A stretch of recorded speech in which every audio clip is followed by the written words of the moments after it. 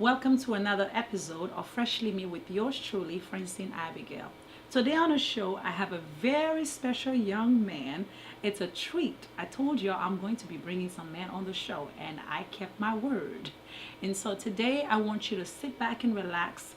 As we mentioned before on the show, that this is a place where we come and we encourage you to be motivated into what you're doing in life, to go for it, whatever it is that you have in your heart to do and you know it's good. We want you to go for it. And so we're going to be bringing to you some awesome people that will share their stories and their journey to a better life. And without further ado, I want to introduce to you my guest, my very special guest, Charles Indiffin Jr. Say hello to the people. Hi everyone, thank you for having me. It's an honor. Wow, it is an honor for us to have you, sir. I'm so happy. This is one of my mentees. I love him very much. He works me though, but I love him. He works me. We're so excited to have you on the show. Thank you. And we know that you have such an amazing story, or many stories that you want to share with us today, with our viewers today.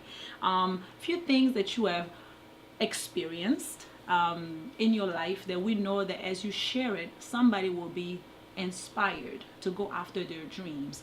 I understand. I just want to go ahead and throw this out there.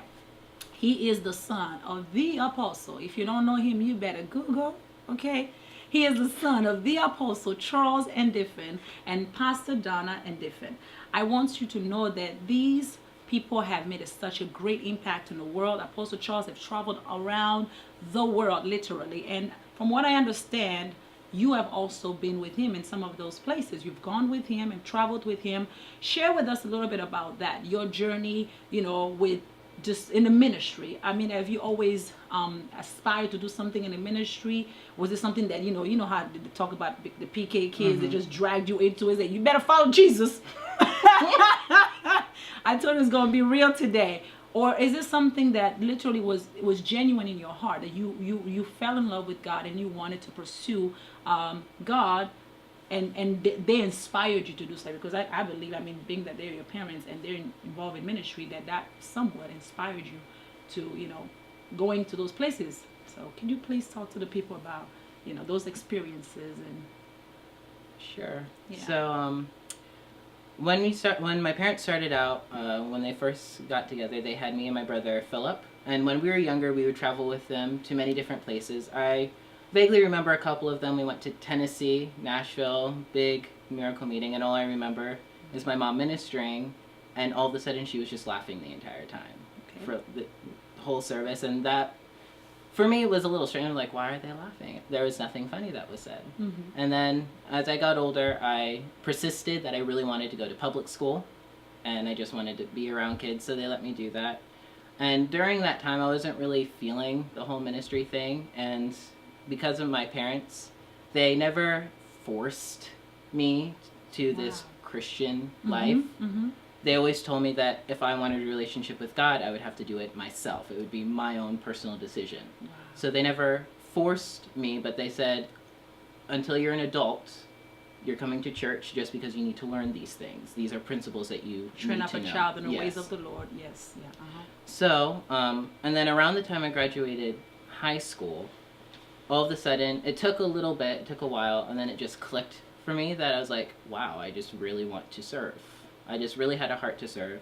So I went to a couple of trips with my dad, Apostle, and we went to, the first trip I went to was Bolivia, and that was the first time we went to Bolivia. Wow. And that was eye-opening for me, because everybody, you hear things being said from your dad, and you're just like, oh yeah, cool dad. Awesome. Yes. But then when you actually see it, you're kind of like, Whoa, oh, this is okay, real. I get it. It's real out So, here. yeah, and then, of course, even earlier than that, again, this is around the time when I still didn't know if I wanted to. We went to the Netherlands. That was one specific time that I remember for multiple reasons. So, yeah. Wow. Well, I know he has so much more to share, but I'm so excited because here's the thing. This is a platform where we know we come and we tell you about what makes our world a better place for not just ourselves, but for everyone around us. And I know I'm not hearing stories about, listen, stealing, killing. Yes, it has to be said. You understand? The thing about it is you're on a pursuit for something better, something greater.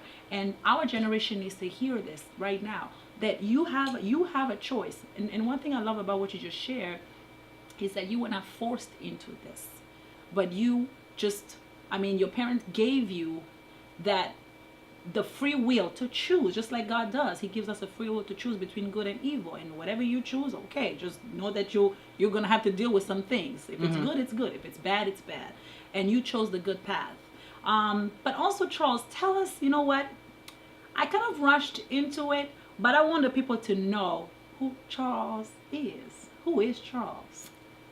Well, I was born in New York around August, and then, like I told you before, I don't really remember much of New York. I just really remember my family being there and hanging out on my grandparents' farm. And then we eventually moved our way up to where we are now, Rhode Island. And then we started a church at around like 2006, 2007 here. And then since then, I've been helping out in multiple facets of the church. Wow. And so with that being said, I'm not gonna, because I told you this is my mentee, so I kind of know him, but I want the viewers to also get a chance to really see who this young man is, because you need to remember this face. You're gonna be seeing a whole lot of this in days to come, of course. But tell us about your passion. Do you have a passion, something that you're pursuing in life, something that inspires you to do, something that you know that just you connect with? It's your purpose.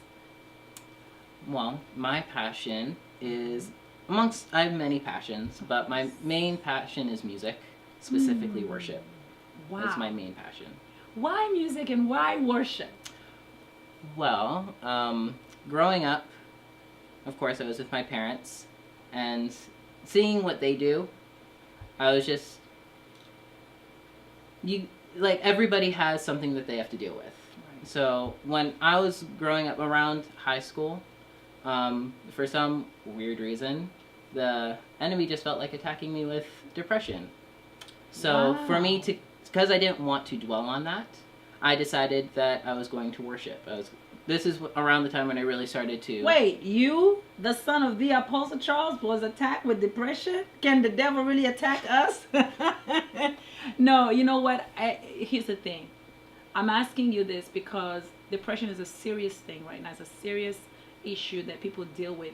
A lot of people that we know, those in the church or those not in the church, it's a state of mind, where the enemy really comes and attack your mind and he just shoot at you these thoughts and make you feel like you're nothing, less than. Yeah, that you'll never go amount to anything. That you're stuck in life. I don't know what it is for others, but I do know that I've encountered some people. Even at some point, I also myself, if I can just be open and honest, I felt the pressure, you understand, of what the state of depression would be like. Maybe God wanted me to experience this so I can be able to relate with someone else, but I've never really been in a state of a depression, and I refuse to be in that state.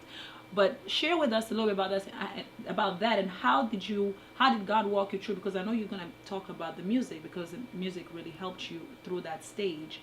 But talk to the people, about what happened during that time, and why did you get to that place where you felt depressed? What pushed you into that state, and how did you get out of it?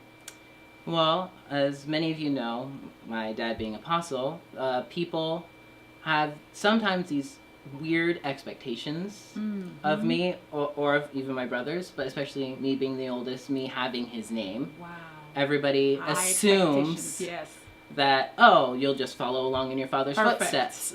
You'll be exactly like him. This is your path, and this is the one you're going to follow. And that's not right. And being in high school, where you're still trying to figure out who you are, what you want to do in life, what really drives you to do things, being told that kind of has a negative effect on you, because that you feel the pressure. You feel the pressure of people just constantly watching you, constantly being perfect and you have to put on a face, and you have to be this way, and you have to act this way So Like a what- cover up. yeah. So what resulted in me trying to become this person that they wanted me to be resulted in the depression.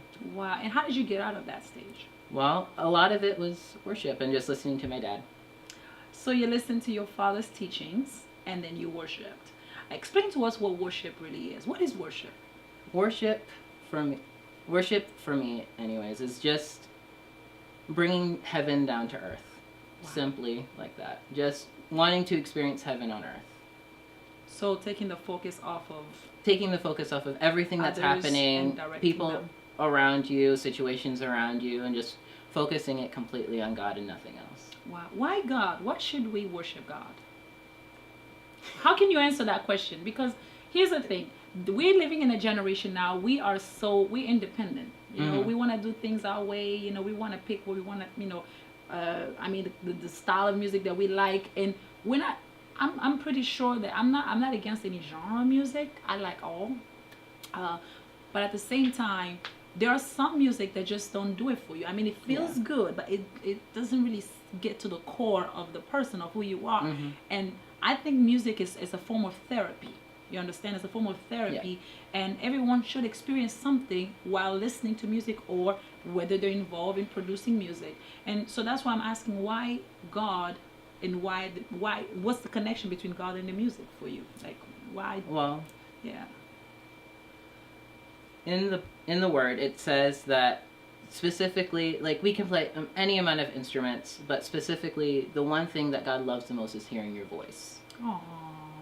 So that no matter Say that again. I want to hear that. That's so sweet. What? specifically what God likes to listen to is your voice. It's our voice. You Look at that. can play anything in the world, but what he really wants to hear from you is your voice. Wow. So the reason why I love worship is because it's like you're communicating with God, and it's just a way of him loving on you and you loving on him at the exact same time. That is so wonderful. You gotta say that again. Come on now. You know I'm all for it. And you have to understand why I get so excited. Because these are little nuggets we throw at you to help you in life, to help you go, to keep you going in life and keep you motivated. Here's the thing. He said something, and he's young, y'all. He don't have to make up all this. And I'm not, trust me, I don't make him say it. He's saying it. Yes. He said something. He said, you loving on God and God loving on you. Ah, that's so beautiful. That is so, to me, that's just like, oh, I'm so floored. I'm just so happy. No, it really made me happy. Because sometimes we don't look at it like that. Like, can we love on God? Like, in our own way? A lot of the worship music that people have, it goes both ways. Mm-hmm. Like when you sing, I love you, Lord, and I lift my voice to worship you, all my soul rejoice. It's like he can say that exact same thing back to you. I love you, Charles. Really? Yeah. God does that? Yeah. So with that, with that being said, I want to throw him. I want to throw him a What? challenge. Listen, like I said, it's a treat. We don't get a lot of men on the show, so when we get them, we really maximize the time. Please, could you please sing us just a song, just a little snippet, something, because I know you're involved in music ministry and it's your passion. Just share with us something, for the show. Bless us. Your love so deep is washing over me. Your face is all I seek. You are my everything. Jesus Christ, you are my one desire. Lord, hear my only cry to know you all my life. I'm wide awake, drawing close, stirred by grace, and oh, my heart is yours. Thank you for watching. Until next time, we'll see you again.